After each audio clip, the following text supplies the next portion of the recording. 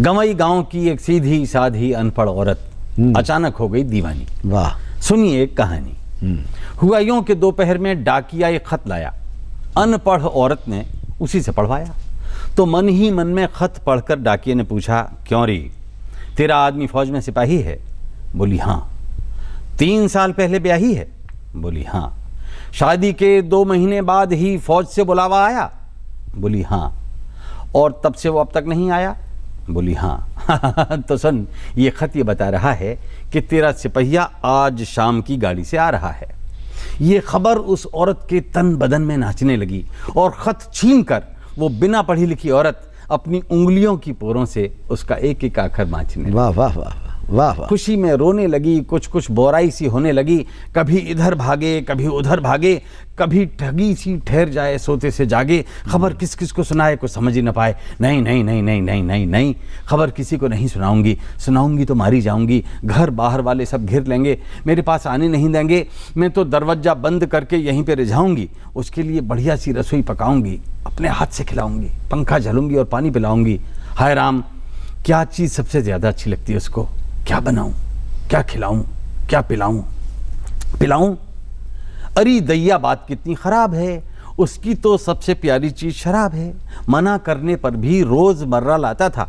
शाम होते ही वो तो ठर्रा चढ़ाता था। पर अब ऐसी चीज किससे मंगवाऊं? खातिर करनी है तो 1 दिन की छूट दे दूंगी, कुछ उल्टी सीधी नहीं कहूंगी, लेकिन ठर्रा कहां से आए?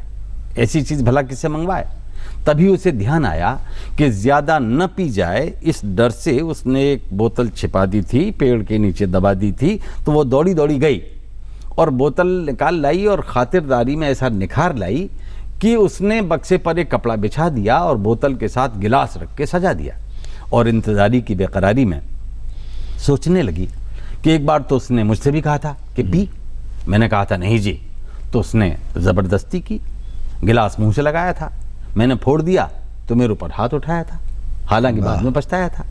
पर आज तो उसकी तमन्ना कर दूंगी पूरी, साथ में उसके मैं भी पीऊंगी और कहूंगी, देखो तुम्हारी तमन्ना मैंने कर दी पूरी, पर आज के बाद से मत लाना ये अंगूरी। प्यार प्यार में मान जाएगा, शायद इसके बाद फिर कभी नहीं लाएगा। और दोस्तों, उसने एक गिलास और सजा दिया बक्से पर। उस दिन बड़ी रुक रुक कर शाम आई।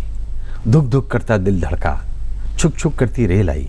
लेकिन सीटी की आवाज़ सुनते ही वो औरत सिहर गई, क्योंकि एक बात सोचते ही उसकी सारी साधना बिखर गई।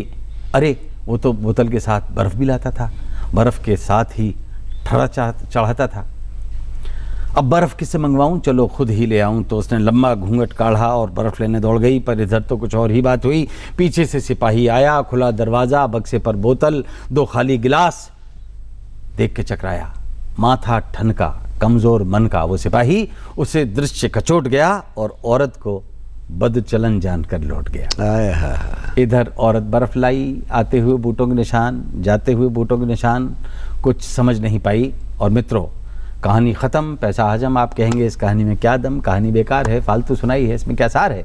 तो मित्रों, चमन के मित्रों, ये कहानी मैंने आपको इसलिए सुनाई है कि आप इतने सारे लोग इसे सुने और कभी संयोग से किसी गली में, सड़क पर, मोहल्ले में या बाजार में वो फौजी आपको मिले तो उसे असलियत बता देना, उसे समझा देना कि तेरी औरत आज भी तेरे आते हुए बूटों के निशानों पर उंगलियां फिरा रही है और तेरे जाते हुए बूटों के निशानों को अपने आंसुओं से मिटा रही है। लौट जा, लौट जा, लौट जा, उसका बहुत ऊंचा चरित्र है।